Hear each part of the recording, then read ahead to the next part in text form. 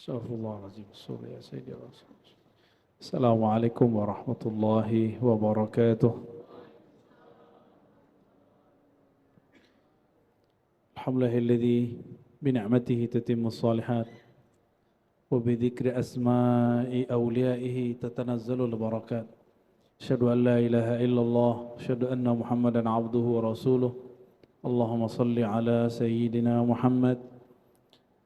Allahumma salli ala sayyidina Muhammad wa ala alihi wa ashabihi wa li baitihi wa dhurriyyatihi ajma'in. Amma ba'du. Allahumma ya alim, alimna ilman yanfa'una fid darain. Allahumma ya alim, alimna ilman yuballighuna ila ma'rifatik wa ma'rifati ahabba khalqika ilaik. Amin ya rabbal alamin. Baik Bapak Ibu yang bukan Allah, kita masih di bab takdir, tapi ini sudah pertemuan bagian terakhir. Jadi Al-Imam Al-Baihaqi nulis kitab Syu'abul Iman. Ketika sampai di cabang iman kelima, beliau ngasih judulnya tentang takdir baik dan buruk itu dari Allah. Ternyata menyebutkan hadis lebih dan riwayat, ya, baik hadis ataupun athar, lebih dari 100. Ya, jadi sangat banyak sekali. Kenapa? Karena ternyata banyak orang aku beriman kepada Allah, tapi giliran bab takdir gagal. Ya. Insya Allah malam ini kita tuntaskan tentang bab takdir. Dan menariknya beliau tidak memisahkan unsur kerohanian dengan i'tiqad, keimanan. Ya, sebagaimana dilakukan oleh sebagian ahli kalam yang suka berdebat, tapi beliau sudah menjinakkan ilmu kalam yang tadinya masih suka nyari kesalahan orang, ya, bahkan karena saking suka berdebat, teman pun didebat, sesama ahlu sunnah pun didebat sama beliau, kemudian ini dijinakkan kembali. Sekarang kita masuk ke kutipan beliau, ada yang hadis, ada yang athar, kalam-kalam ulama salafus saleh. Sekarang kutipan beliau yang 220, ya, walaupun kita bacanya tidak semua. Mari kita mulai kajian ini dengan membaca suratul Fatihah. Semoga Allah Ta'ala buka hati kita semua. Al-Fatihah. Bismillahirrahmanirrahim. Ya kenapa ya nasin suratul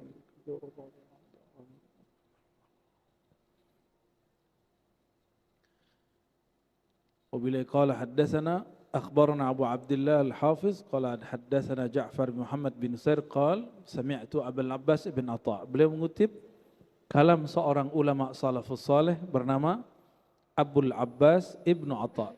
Ini bukan Ibnu Athaillah Sekandari pengarang hikam, Ibnu Atha yang jauh lebih tua, masih salafus saleh. Apa kata beliau? Cara menghadapi takdir, cara menghadapi dunia. Zarut tadbir wal ikhtiyar takunu fi taibin minal aish fa inna tadbir wal ikhtiyar yukaddiru ala nasi aishahum. Ingin hidupnya santai tapi sukses gitu, hidup santai masa depan, cerah, kerja rajin sungguh-sungguh tapi pikirannya santai, mau begitu? Mau? Enggak mau? Enggak mau ya? Aduh gawat ini. Maunya apa? Rusak-rusuk. Apa? Iya itu dia. Berarti gagal paham kali. Kitabnya gagal paham, Pak Antum gagal paham. Ya coba dengerin ya. Bismillahirrahmanirrahim. Darut tadbir wal ikhtiyar. Jauhilah tadbir dan ikhtiar. Maksud beliau bukan melarang kita berikhtiar. Tadbir, apa arti tadbir? Tadbir itu berangan-angan terhadap sesuatu yang belum terjadi. Itu namanya tadbir. Coba kalau orang mau usaha, belum mulai usaha udah mikirin gagal. Nah, itu namanya tadbir. Ya, jadi kenapa banyak orang tidak sukses berusaha, tidak sukses sekolah, tidak sukses belajar ma'rifatullah, tidak sukses ikut aliran mana aja? Karena belum masuk kemana-mana udah takut duluan. Takut sesat lah, takut salah jalan lah, takut gila lah, takut gagal. Tapi gilar nyalek nggak ada yang takut. Ya, padahal banyak yang gagal nyalek terbukti gila.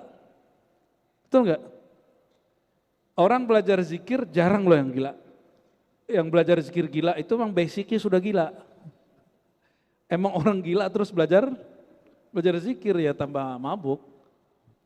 Udah keruh, ditambah air jernih, nggak ngefek. Ya, itu yang disebut tadbir. Ini bukan tadbir bahasa Melayu. Ya, para raja mentadbir alam, bukan itu. Ini tadbir bahasa tasawuf dan bahasa akidah, hampir sama. Biasanya bahasa akidah dan tasawuf ini ada korelasi tapi beberapa beda. Ya. Darut tadbir wal ikhtiar. Jauhilah sikap memikirkan sesuatu yang belum terjadi. Wal ikhtiar. Ikhtiar itu engkau memilih yang Allah tidak pilih. Ikhtiar itu maksudnya. Bukan ikhtiar dalam bahasa Indonesia. Bukan usaha. Apa arti ikhtiar di kitab ini?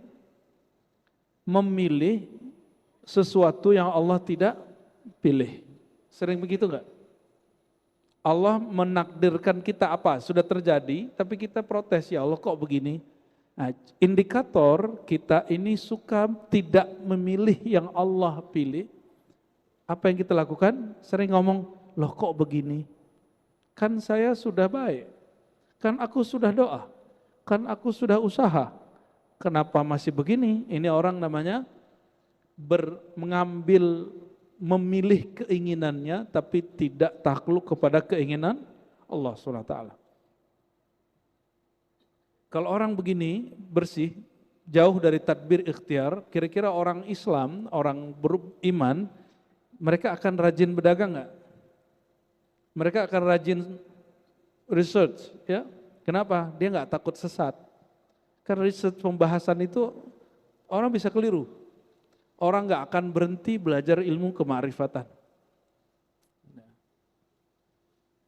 Takunu fi taibin minal ash. Kalau engkau tinggalkan dua sikap ini, pertama tadbir, memikirkan sesuatu yang belum terjadi, yang kedua menginginkan yang Allah tidak inginkan, memilih yang Allah tidak pilihkan. Jika dua sikap ini kita jauhi, takunu fi taibin minal ash. Hidupmu akan sukses. Takunu, engkau akan menjadi fi taibin dalam kebaikan, keberkahan, minal ais, hidup. Terjemahan bebasnya apa? Hidupmu akan sukses. Ya. Oh, sekarang lagi banyak yang pengen jadi Imam Mahdi. Padahal Allah nggak milih dia.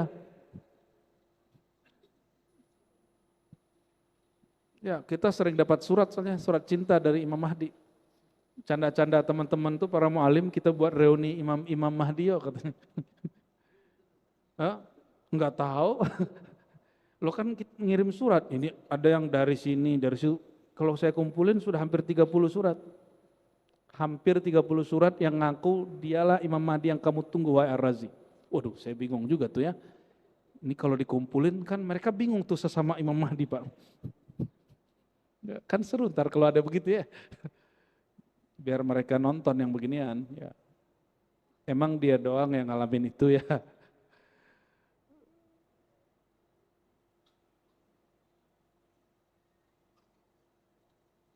Kapan seorang hamba betul-betul benar-benar menjadi hamba? Orang yang sama ditanya. Su'ilal Abul Abbas Ibnu Atha. Ya.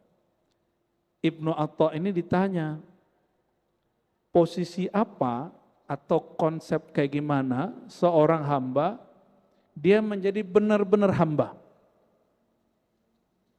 Ini sudah betulan hamba belum nih? Atau baru ngaku-ngaku?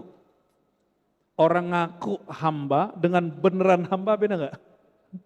Ya, hamba Allah asli dengan hamba Allah bayangan beda enggak? Beda. Coba kita lihat, hamba Allah yang asli, yang benar-benar hamba, kata beliau, qama maqamal ubudiyah, qala tarkut tadbir, Dia meninggalkan semua sikap berangan-angan, memikirkan sesuatu yang belum terjadi.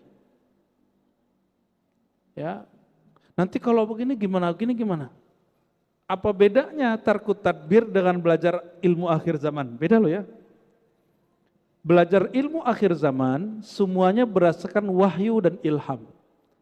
Kalau tadbir pakai angan, tapi ada juga yang kajian akhir zaman pakai tadbir, pakai angan-angan ada. Ada yang pakai WA juga ada, mau YouTube. Nih kita kasih tahu, ini sudah akhir zaman? Akhir zaman pengkhabarannya langsung dari Nabi akhir zaman. Siapa beliau? Nabi Muhammad SAW. Berarti wahyu atau wali akhir zaman. Yang mereka dapat isyarat cara memahami hadis-hadis tentang akhir zaman. Nah, dan kita sudah riset dari 2006. Saya sudah mengkaji tentang hadis-hadis akhir zaman, tapi nggak paham-paham. Mengkaji kemudian kajian-kajian ulama-ulama, isyarat-isyarat yang mereka terima tentang akhir zaman, nggak paham-paham sampai terjadi pandemi. Ketemu orang aneh-aneh, ketemu kejadian aneh-aneh, dan rohani kita diberi anugerah besar lah oleh Allah SWT. Ya, di situ saya baru kemudian bisa menyusun, oh akhir zaman itu susunannya dari sini, baru paham. Ya. Maka susunan itu bukan kita yang bikin, itu memang ada hadisnya begitu, tapi tadinya nggak tahu cara membacanya. Karena kitab-kitab akhir zaman itu mazhabnya juga ada kitab tazkirah, ya, ada juga al-nihayah, tazkirah karya Imam Qurtubi, ada an-nihayah karya Ibnu Katsir, ada yang lebih tua lagi karya Imam Abu Syekh, tapi hadisnya banyak dhaif, ya. Cuma ada hadisnya dhaif, maknanya benar. Mungkin terjadi, namun orang-orang salah memahaminya. Contoh, masih ingat kejadian awal pandemi? Ini pada lupa semua pandemi. Emang memori antum pendek-pendek semua ya. Waktu awal pandemi, orang panik beli beras di mana-mana. Ada yang kemudian nabung emas, katanya yang bisa dipertahan ke akhir zaman cuma emas. Ya salam, satu menggantungkan diri kepada beras, satu menggantungkan diri kepada emas. Dia lupa ilmu akhir zaman itu bukan masalah nyelamatin perut, dia nyelamatin kolbu. Ketika diumumkan nanti 15 Ramadan akan terjadi dukhon, semuanya panik. Benar gak? Masih ingat? Hadisnya paling dhaif loh. Walaupun isyarat beberapa aulia Allah itu akan terjadi, tapi bukan karena hadis dhaif itu. Karena hadis dhaif nggak usah dipercaya. Hadis dhaif tidak dapat dipercaya.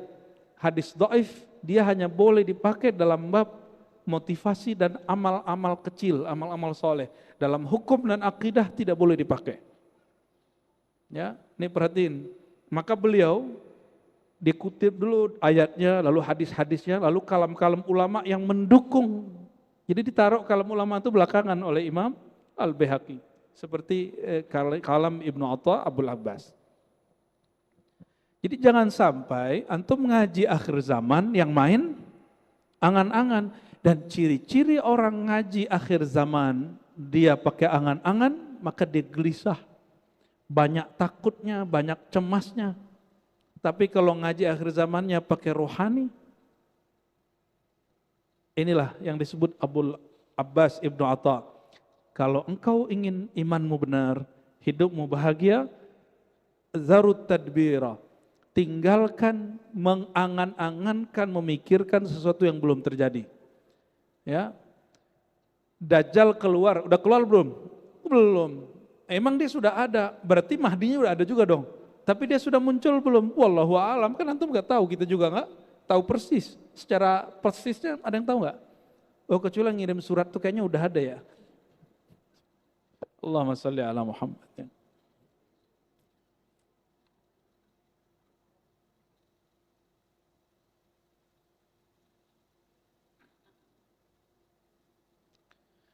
Yang boleh mentadbir membicarakan masa depan itu yang tahu masa depan. Yang tahu masa depan siapa? Siapa yang tahu masa depan? Allah. Nabi tahu masa depan? Kalau Allah nggak beritahu, Nabi nggak tahu. Tapi kalau Allah beritahu, Nabi tahu. Wali Allah tahu masa depan? Enggak. Tapi kalau Allah beri ilham, mereka tahu. Oke. Paham di situ? Pada dasarnya tidak ada yang tahu masa depan, waktu depan kecuali sang waktu itu. Siapa sang waktu itu? Allah Subhanahu wa taala, ya. Ini yang pernah kami sampaikan, ya. Kita ini cemas sama anak-anak. Anak-anak cemas sama dirinya. Ya, benar enggak? Kita mencemaskan masa depan. Si masa depan tuh cemas enggak dengan waktunya? Enggak toh? Terus ngapain cemas? Jadi kebahagiaan itu akan muncul kalau orang rileks. Kalau orang mulai rileks. Rileks itu pada batin.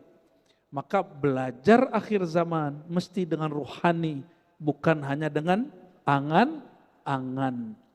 Ya. Bahas Palestina mesti juga dengan rohani, jangan dengan angan-angan dan mengeluh, apalagi meratap-ratap. Saya melihat hari ini, ya Allah, ini rukun imannya sudah mulai rusak. Batal tidak, rusak iya. Gak boleh lupa ngomong gini, ini orang-orang di Gaza seharusnya mereka tidur, sekarang mereka dibom. Seharusnya anak-anak mereka bermain, sekarang mereka tidak bisa bermain. Itu namanya meratap. Itu namanya meratap. Apalagi antum eksploitasi foto-foto mereka berdarah. Dalam ilmu filantropi keislaman modern itu tidak boleh.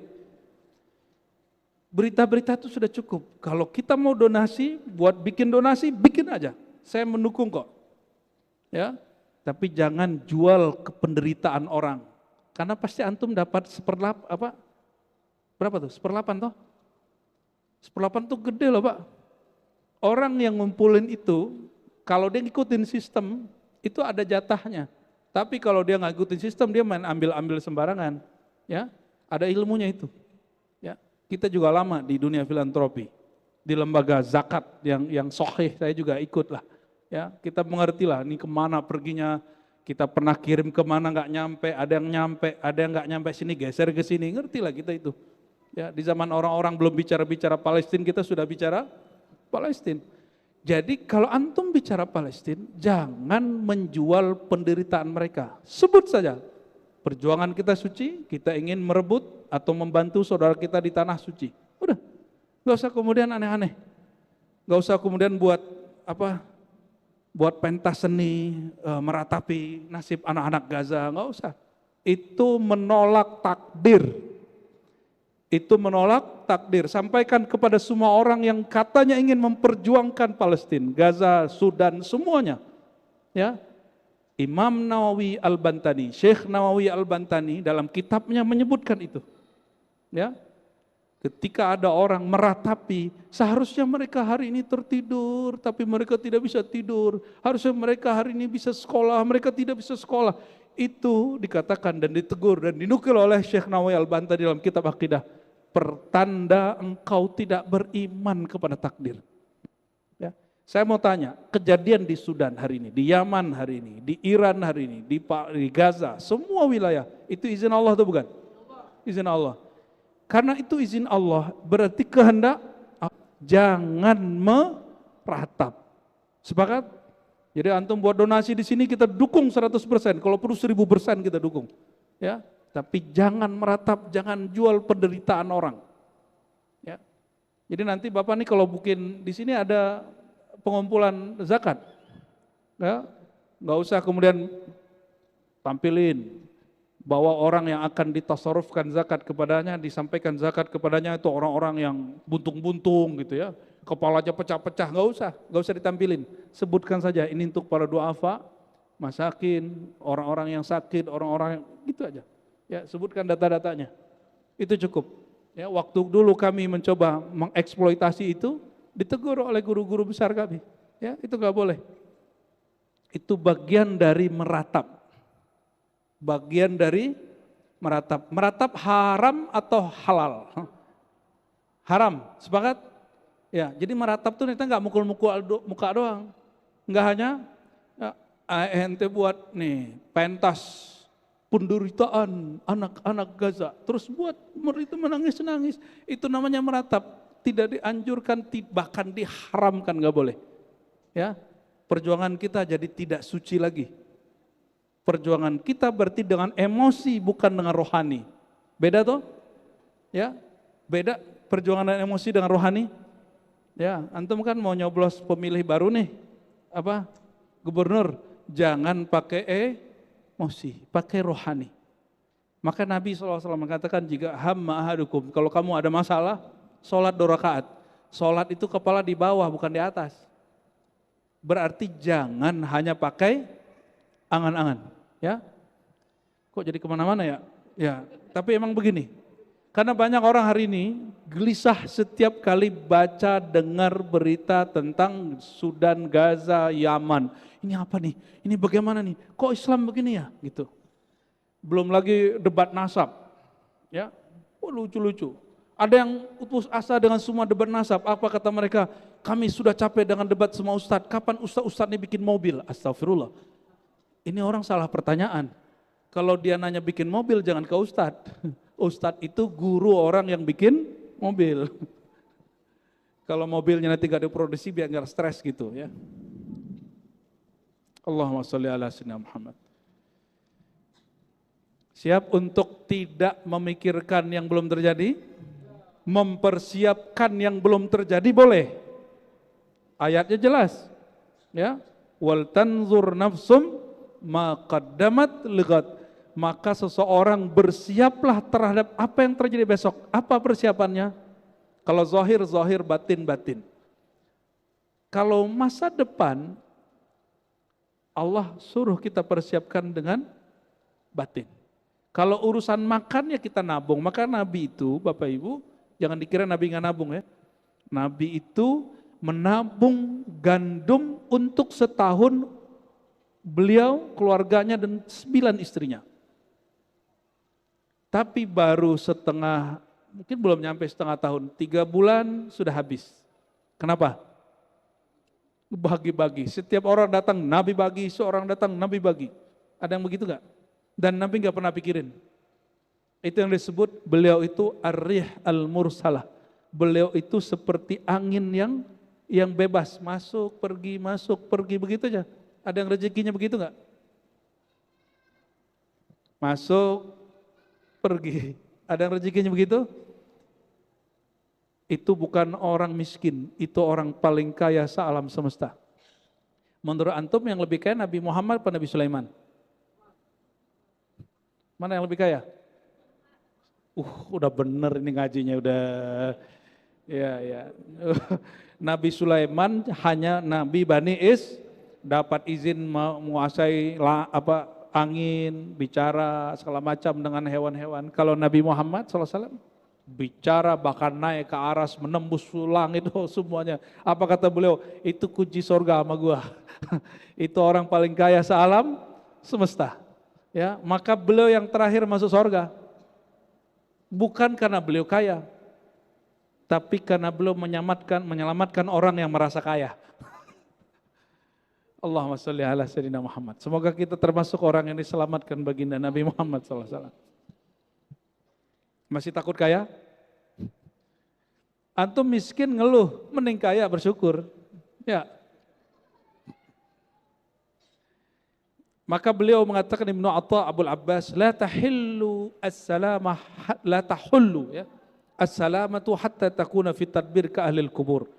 Kamu tidak akan benar-benar selamat sampai dalam masalah angan-angan seperti ahli kubur. Orang ahli kubur masih mikir-mikir nggak? Nggak tahu juga ya. Emang nggak ada, nggak mikir lagi dia. Al-farhu fi tadbirillahi lana wa syaqa'u fi tadbirina. Jadi tadbir itu wilayah Allah. Tadbir berarti memikirkan kejadian masa depan, itu wilayah siapa? Wilayah Allah. Maka jangan pernah masuk ke wilayah dia. Jangankan dia, ya. Kita beda negara, beda kampung, premannya udah marah sama kita. Bener nggak? Lu masuk wilayah gua, bro. Apalagi masuk wilayah Allah. Masuk ke wilayah medan ketuhanan itu namanya mencari syakawah. Menantang Allah SWT itu awal orang tidak mencapai happiness, kebahagiaan. Dia nggak akan bahagia. Ya. Ngatur-ngatur hati sama. Hati kita nggak bisa kita atur, Pak. Sama nih, nggak boleh lo ngatur hati istri, nggak boleh. Sama ibu ya, tidak boleh menguasai hati suami. Karena hati itu wilayah Tuhan. Kata Imam Ghazali, dikutip di Ihya, ini bukan hadis. Qalbul mu'min arsullah. Qalbu orang beriman itu singgasana Tuhan. Ada yang berani? Jangankan singgasana Allah SWT.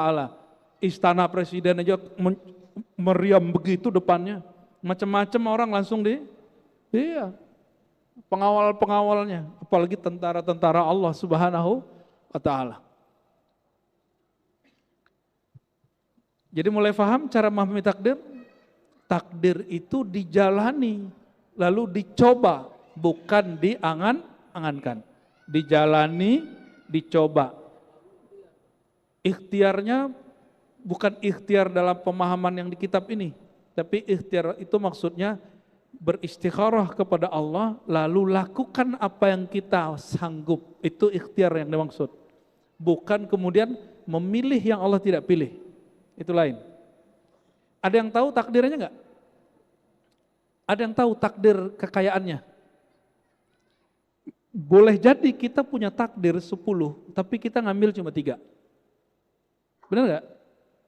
Kalau antum kemudian berbaik sangka kepada Allah, siapa tahu Allah upgrade menjadi 5, menjadi 7. Dan itu hanya dengan cara apa?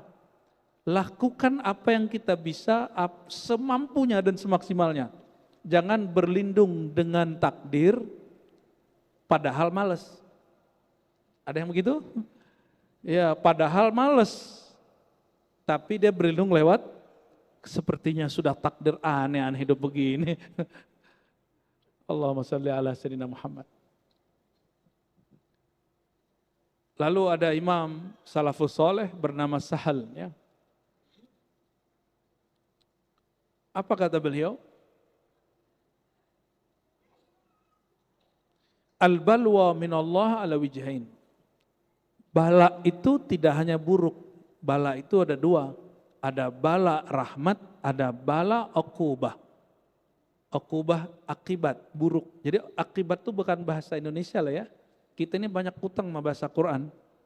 Rahmat bahasa mana? Bahasa Quran juga. Ya, sekarang jadi nama orang ya. Bala, jadi bala itu artinya sesuatu yang sampai kepada kita. Kejadian yang sampai kepada kita disebut dengan bala. Apa kata beliau? Ada bala rahmat, ada bala uqubah. Fabalwar rahmah yub'ithu sahibahu ala izhari faqrihi wa faqatihi ilallah. Wa tarku tadbir wa balwar uqubah yub'ithu sahibahu ala ikhtiyarihi wa tadbirihi. Bala rahmat ya itu membuat orang yang mengalaminya menunjukkan kefakiran dan keperluan bahwa dia membutuhkan bantuan Allah Subhanahu wa ta'ala. Maksudnya gini, nggak usah jauh-jauh. Teks proklamasi kalimatnya gimana? Ya, ada kalimat rahmat Allah nggak? Gimana lafaznya? Dengan rahmat Allah, itu yang bikin negara kita dapat rahmat sampai hari ini. Ya, maka yang bikin pasti wali Allah itu. Jadi wali Allah itu nggak mesti ustadz. Bisa jadi wali Allah itu umara. Maka saya sampaikan sering Bapak Ibu, saudara-saudariku, dalam 7 ciri-ciri wali Allah yang nanti akan Allah ayomi di saat tidak ada pengayoman kecuali darinya. Yang nomor pertama bukan ustadz loh. Nomor pertama pemimpin yang adil. Ini mumpung di sini banyak nih kantor-kantor wakil-wakil rakyat nih ya. Sampaikan ke mereka bahwa pemimpin yang adil itu lebih tinggi darjatnya dari muallim biasa. Dari guru biasa. Karena guru hanya bisa ngajar. Kalau dia ditahan sama pemimpin ngajar, nggak bisa ngajar Pak. Ya. Kita doakan pemimpin yang akan dilantik. Allah jadikan dia kekasih Allah. Allah jadikan kolbunya bening. Allah akan jadikan dia betul-betul cinta sama negeri ini, cinta sama rakyatnya, dia bawa kita ke rahmatnya Allah Subhanahu wa taala, ya.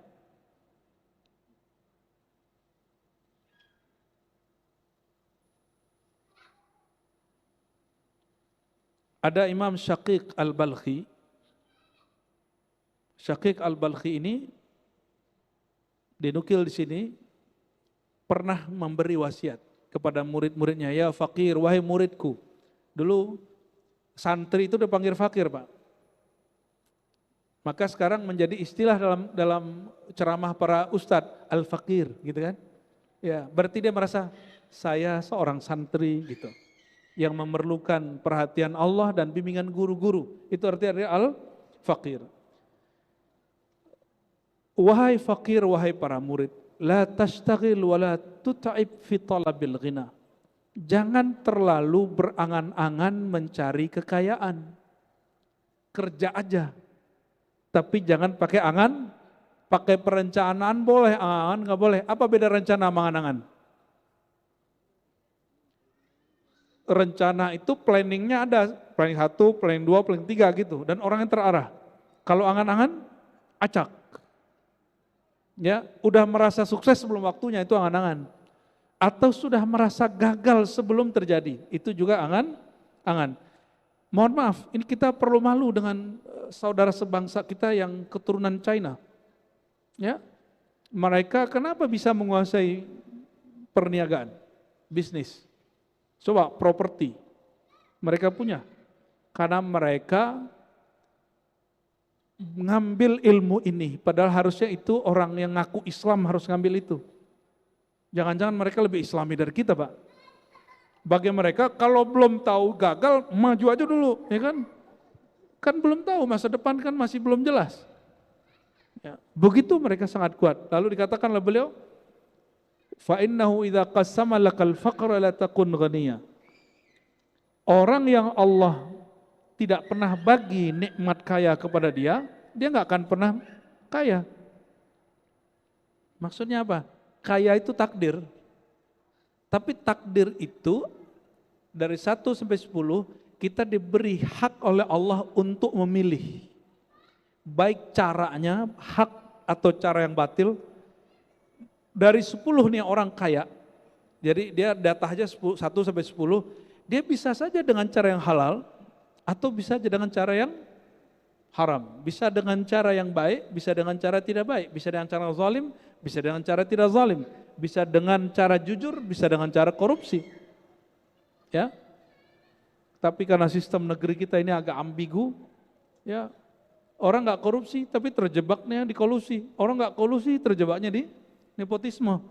Nepotisme itu kalau di Saudi nggak berlaku, Pak. Karena emang negara Saudi negara apa? Monarki. Kalau ada proyek yang megang siapa? Saudara semua. Enak begitu, maka negaranya nggak ada pemilu. Nggak pemilu itu Bapak Ibu, seandainya Indonesia nggak ada pemilu, kita sudah jadi negara, salah satu negara kaya di dunia. Habis duit kita untuk pemilu. Coba tanya sama DPR, tanya sama Menteri Keuangan, berapa habis dana pemilu kita setiap 5 tahun. Itu yang tercatat, yang masuk, belum lagi yang personal. Satu orang, jangan DPRD, berapa Pak dananya? Di Jakarta. Berapa dia ngelontorin rata-rata? Ada yang tahu? Gua nyampe, MM-an lah. Ya nggak bisa pakai doa Pak. Kecuali temanku di Jawa Tengah, ikut partai santri, ya betul masuk dia. Ya saya nggak punya modal ya, tapi karena Kiai yang suruh maju masuk. Ya zero.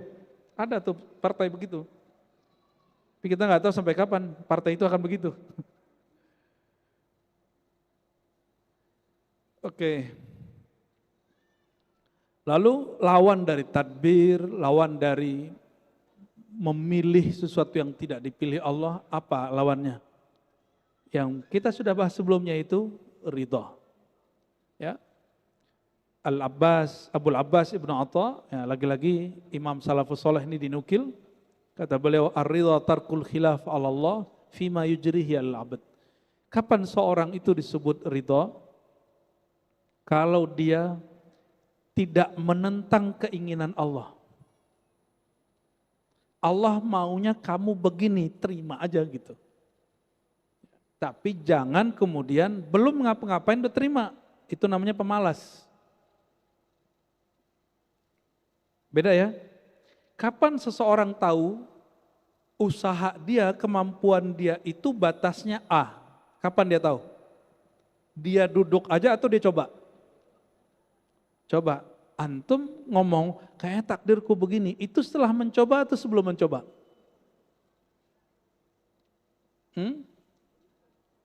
Apakah semua orang yang sukses hari ini itu langsung sukses atau pernah gagal? Apakah ulama-ulama yang hari ini jago baca kitab, jago ceramah, dia langsung bisa ceramah? Adakah orang terlahir langsung bisa ceramah? Adakah orang terakhir dia langsung kemudian punya rekening dan bisa ngambil sendiri? Enggak ada kan?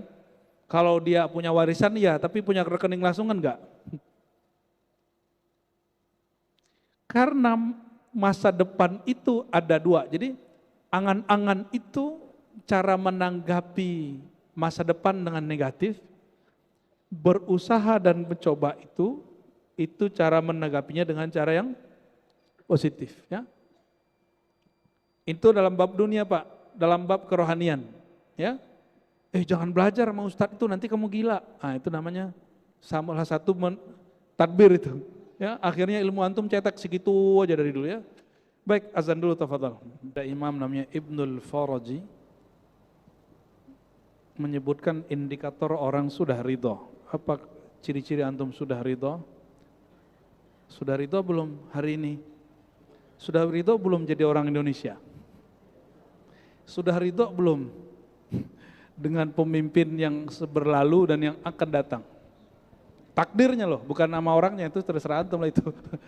Takdir kita dipimpin orang ini, orang itu dari itu belum? Yang mengizinkan terjadi itu siapa?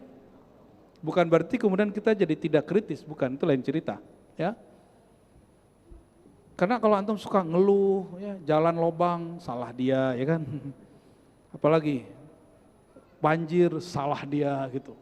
Jadi semuanya yang ada nyari orang untuk dikambing hitamkan. Ya semua salah dia. Astagfirullah.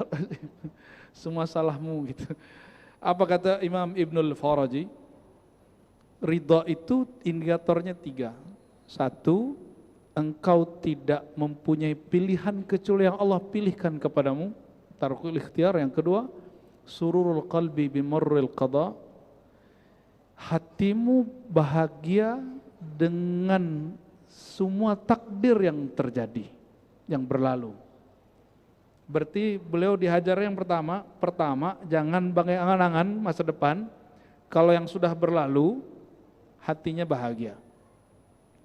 Hari ini takdir yang sudah dialaminya bahagia nggak? Ya, surur tuh happy aja. Allah lagi menginginkan apa ya gitu. Kok kita dipimpin dia di periode ya gitu. Antum merasa begitu, happy aja. Karena Allah yang ngatur. Ya, Allah yang ngatur nggak? Ada nggak di satu wilayah di Indonesia Allah tidak berkuasa di situ? Sudah happy dong, happy aja Pak, santai aja ya. Terus yang ketiga, isqatu tadbir minan nafs hatta yahkumalaha 'alaiha.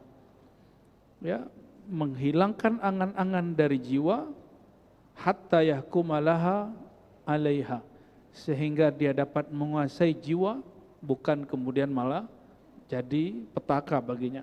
Lalu beliau mengutip lagi Imam Abu Osman Al-Baikandi, apa kata beliau? Kalau benar seseorang itu tidak cinta dunia, lalu kenapa dia sedih kalau dunianya hilang? Yang lagi baru turun kemarin, terus nyalek lagi, nggak masuk. Kalau betul dia memang cinta rakyat nggak milih dia. Dibongkar nggak jalannya? Enggak ya, harusnya kan nggak dibongkar. Nah, ini bagian akhir yang kita baca di bab ini, bukan akhir dari kitab ini, tapi bagian akhir yang kita baca di bab ini. Ciri-ciri rukun imannya sudah sempurna apa? Kamaluddin fi tabarri minal haul wal quwwa ruju' fil kull ila man lahul kull. Ini dikalamkan oleh Imam Abu Abdurrahman As-Sulami dari guru-gurunya. Sempurnanya agama seseorang at-tabarri minal haul wal quwwah. Dia tidak lagi berangan-angan tentang kemampuan dia, kesempatan dia. Ya, jangan pakai angan. Waruju' fil kul ila man lahul kul. Lalu totalitas kembali kepada Allah yang maha menguasai alam secara total. Ya, maka saran kami untuk diri kami sendiri dan kita semua, kalau ada niat sesuatu jangan pakai angan-angan, langsung sholat 2 rakaat, minta restu Allah, langsung kejar. Seandainya belum, siapa tahu ditakdir setelahnya, karena takdir kita bukan hanya satu. Karena Sayyidina Umar ketika ditanya, kenapa engkau menghindari negeri yang ada wabahnya? Apa jawabannya? Kami menghindari satu takdir, memilih takdir yang lain. Berarti memilih takdir boleh? Ya, orang yang hari ini hidupnya susah karena dia memilih hidup susah. Dia memilih takdir susah. Oh, saya sudah usaha. Loh, emang ente usaha seperti orang yang sukses hari ini? Kan enggak. Orang yang sukses hari ini, dia jatuh, dia langsung kemudian maju lagi. Dan enggak kemudian pakai angan-angan dan enggak suka ngeluh. Menghadapi kegagalan bukan dengan ngeluh.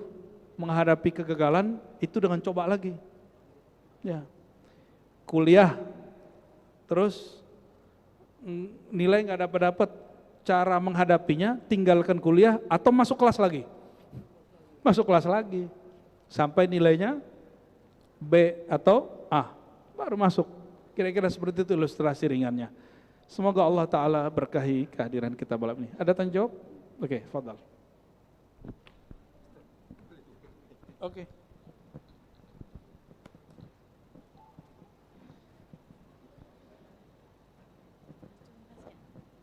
Terima kasih Buya atas kesempatannya. Kami persilakan kepada Ibu yang ingin bertanya atau Bapak. Sambil menunggu satu penanya, boleh.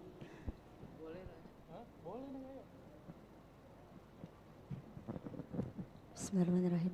Assalamualaikum warahmatullahi wabarakatuh. Gini Ustadz, mengenai takdir ya. Saya itu keinginannya tidak ingin bekerja dengan orang lain. Nah, saya mencoba wira swasta itu dari umur 25 sampai sekarang itu gagal terus. Okay. Tapi saya sambil kerja karena untuk menutup ekonomi saya supaya stabil sambil kerja, tapi saya membangun untuk masa tua saya supaya saya tidak bekerja dengan orang lain gitu. Okay. Nah, gimana caranya? saya berpikir itu apakah saya itu takdirnya harus kerja dengan orang lain terus? Saya berpikir gitu. Okay. Setiap saya habis usaha, buka usaha, misalkan nih habis buka kuliner, besok aduh gagal nih. Gagal, terus akhirnya saya buka usaha kayak laundry gitu kan, di bidang bukan bidang yang sama gitu, tapi gagal lagi. Oke, pertanyaannya? Nah, pertanyaannya, apakah saya takdir saya, ini saya umur saya udah 51. Oke, masih apakah muda. Takdir saya itu sampai pensiun akan seperti ini terus gitu? Baik. Oke. Iya, terima kasih. Ya, Bu siapa? Bu? Ibu Ida. Bu Ida, baik Bu Ida. Kayak lagu-lagu jadul ya namanya, Bu Ida gitu. Oke Bu Ida, ini saya bacakan satu hadis. Jangan-jangan hadis ini belum dapat. Ini untuk orang yang kalau nggak ingin bekerja dengan orang lain berarti dia ingin jadi leader toh? Benar nggak? Oke. Idza aradallahu bi imamin khairan ja'ala lahu waziran salihah. Hadis Imam Nasai, hadis sahih. Ciri-ciri orang diberkati sukses untuk memimpin, Allah jadikan orang-orang sekitarnya orang-orang yang soleh. Soleh itu cocok sama dia. Mungkin ibu sudah usaha tapi ibu nggak punya tim yang solid. Betul nggak? Karena ibu nyambi. Ya, nggak bisa nyambi bu.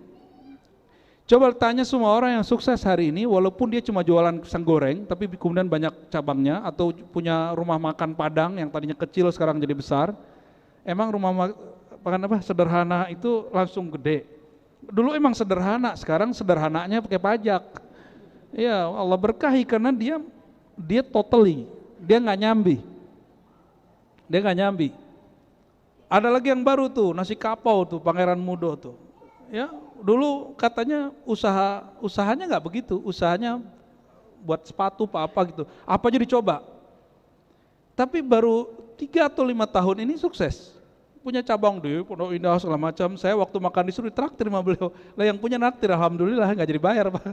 Ya semoga Allah berkahi beliau-beliau yang totally dengan sungguh-sungguh, itu yang disebut sungguh-sungguh. Manjada wajada itu di situ ya. Apa takdir ibu emang bekerja ke orang lain? Takdir itu kita milih. Ibu milihnya yang mana? Ya kalau mau pensiun dini, cuma 51 itu udah telat kali ya. Ya, udah telat itu. Oke, terus coba perhatiin hadis tadi. Ciri-ciri orang diberkati kepemimpinannya, Allah jadikan timnya solid. Ini mulai dari kecil-kecil usaha sama, rumah tangga sukses, timnya solid, suami istri solid. Ya.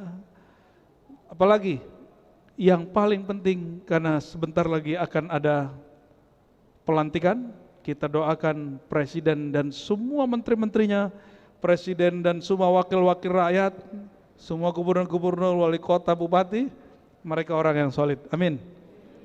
Insya Allah Indonesia 5 tahun maju, Pak. Insya Allah. Kok jadi kesana ya? Ya. Sudah, apa lagi? Satu lagi Bu ya, sebelum ke jamaah ikhwan. Ini mungkin minta penjelasan secara bahasa atau lainnya. Pertanyaannya adalah apa beda takdir dengan ketentuan? Ya dia juga tuh. Takdir itu bukan bahasa kita, itu bahasa Arab.